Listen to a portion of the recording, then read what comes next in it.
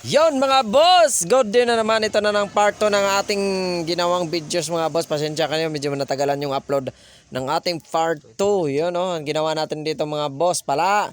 Yan, kung napanood nyo yung ating part 1, yan, kinalas natin yung tambutso doon. At kinabit natin. Ito ang ginawa pala natin, nagpalit pala tayo dito ng gasket o ano ba tawag dito, asbestos ba or ano.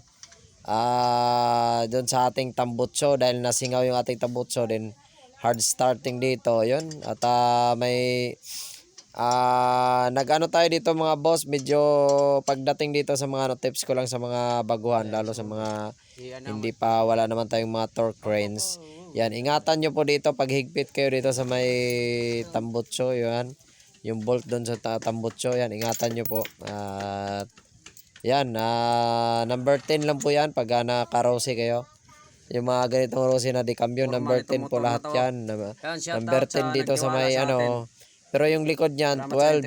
Number 10 po yan dyan. Tapos number 10 din po doon malapit sa may step nut niya. Pero pag may dumayo, Then doon naman sa may elbow niya, number 10 din yun. Yun yung mga boss. At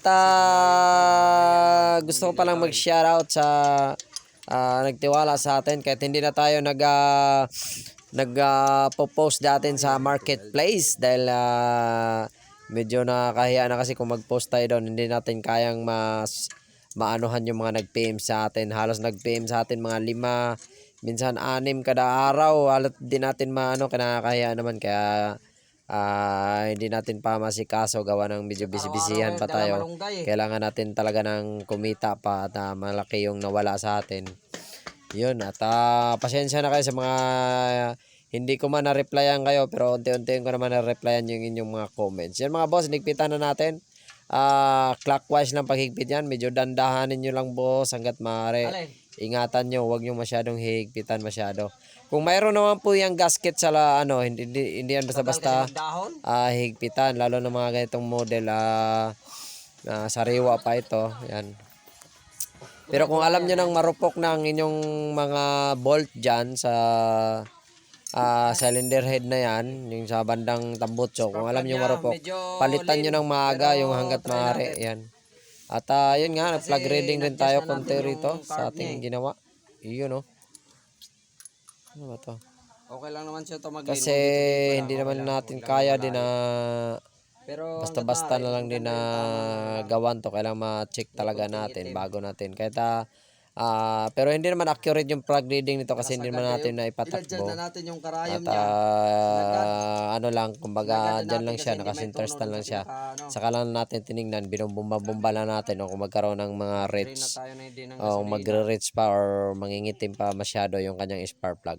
Yan, pag nangingitim pa ang spark plug, yan po ay magkukos ng palya at hard starting. Pag sobra naman puti, hindi siya mag-hard starting, pero bigla po yan titigil pagdating sa long drive kasi overheat po yan na posibleng manikip yung kanyang piston ring. Yun po ang medyo ingatan. Yung iba mas gusto pa nilang rates kaysa mag-lean. Yun. Pero masama din naman yung mag-lean kasi posible yung mga tutong yan kakalang po sa barbola at magkaroon na siya ng palya o kaya loss compression. Yan, posible po yan. Kasi pag yung mga tutong, yung mga excess na unborn gases, posible po yan na magkaroon ng titigas at kakalang po sa ating mga barbola. Yun tinisting na nga po natin at papanda rin na natin kung titingnan natin kung ayos pa yung ginawa natin. Yan nga pala mga boss, dahil ito ay carb tuning, inangat na rin natin yan. May ginawa na rin tayo dyan sa ating dyan sa karayom. Inangat na rin natin yan para talaga tumipid siya kunti sa gas. At kung kayo naman ay mga ganitong ano lang naman, yung trabaho bahay lang naman, kahit din nyo na masyadong i-reach sa gas, pwede nyo siyang, yan ang advantage sa mga carburetor. Kasi kahit sa bahay-bahay lang or sa trabaho lang, pwede nyo siyang ilin konti. Yan, ilin nyo lang konti. Huwag naman masyado. Yung tipong masyado ng mataas ang minor. Alam nyo na kasi pag lean, medyo mataas na ang minor. Kaya yan ang advantage dito sa mga carb. Pwede mong manumanuhin kahit wala ka ng mamahalin na diagnostic tools or tinatawag nilang mga diagnostic na gamit or computer, laptop, or kahit wala ka na nun, matutuno mo na siya kung anong kailangan mo na tuno. Kaya meron nga vlogger na sikat dyan sa Tarlac na nagpalit talaga siya. Una nag-convert siya ng IPI, kaso magastos daw ituno ang IPI kung padadagdagan niya ng power or pahihinain niya sa gas, or yun, medyo magastos niya ng IPI kasi kailangan mo pang anuhan ng mga ano. Kaya ang ginawa niya, yan, makikita niyo yan sa mga channel niya, mga boss. Di ko lang sabihin kung anong pangalan kasi sikat naman yan. Makikita yan sa mga YT channel niya.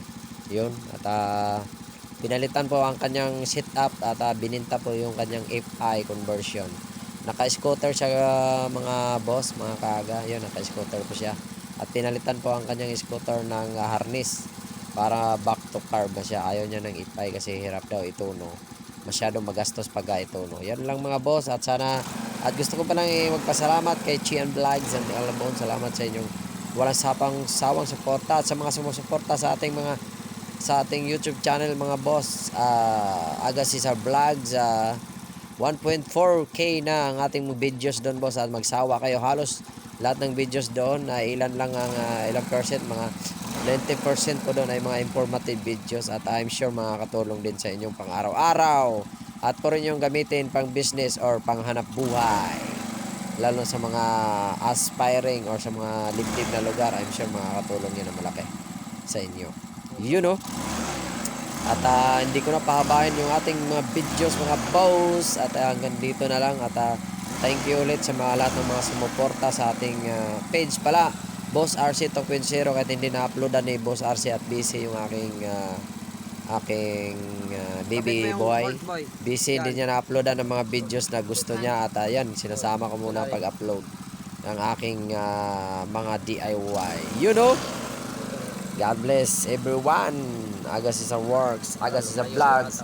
Save money, save time, peace. Kahit walang boses, tuloy. Upload na ng upload. At thank you everybody. See you sa next vlogs. Huwag kalimutan mag-like naman kayo boss, mag-share. At legit respect.